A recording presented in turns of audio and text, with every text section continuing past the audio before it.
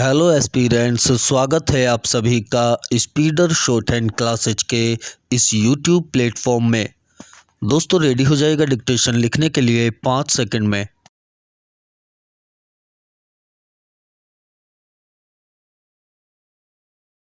Ready, start.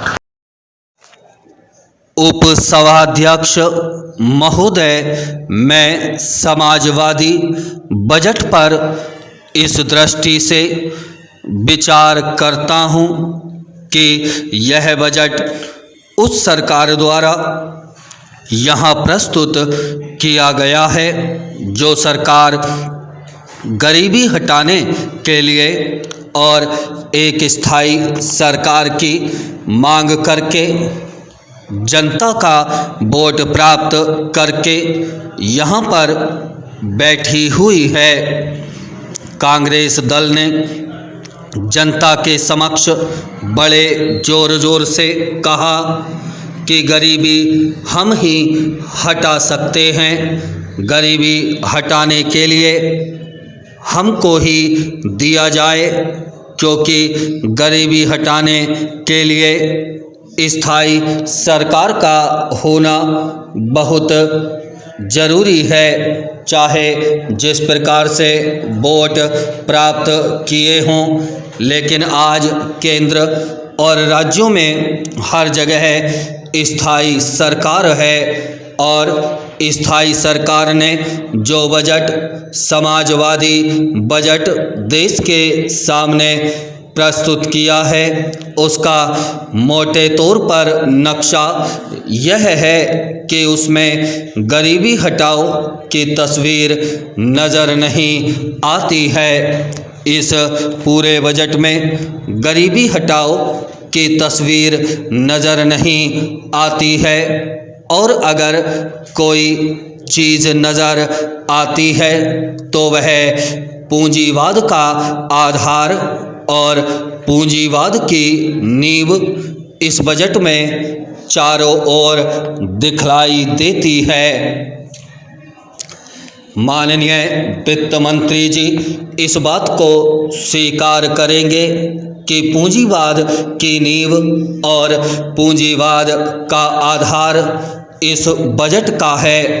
इस budget में direct tax और टैक्स का अनुपात 1:10 का है, और इनडायरेक्ट टैक्सों का नतीजा यह हुआ है कि चीज़ों के दाम बेतहाशा बढ़े हैं और उनसे साधारण व्यक्ति बहुत प्रभावित हुआ है।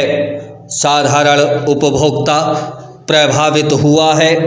चीज़ों के दाम बढ़ने से पूंजीपतियों के ऊपर कोई भी असर नहीं पड़ा है।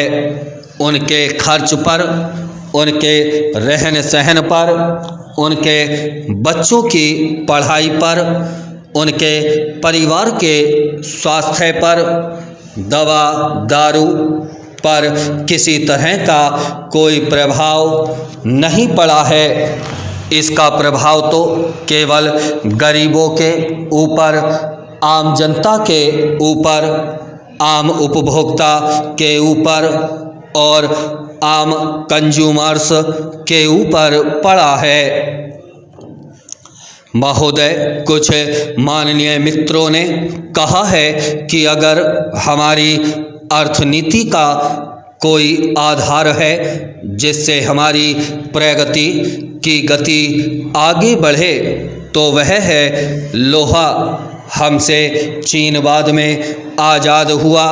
हमारा और चीन का स्टील का उत्पादन लगभग बराबर था, लेकिन आज चीन का उत्पादन 2 करोड़ टन है, जबकि हमारा 60 लाख टन है। मैं वित्त मंत्री जी का ध्यान इस बात की ओर आकर्षित करना चाहता हूँ कि समाजवाद का जो लक्ष्य है उसे आपने कहाँ तक पूरा किया।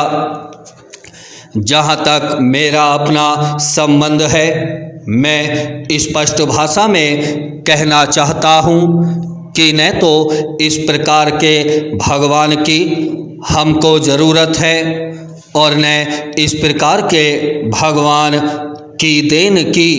हमारे लिए तो वही भगवान आराध्य हो सकता है जिसे हमारे स्वरूप से स्नेह हो।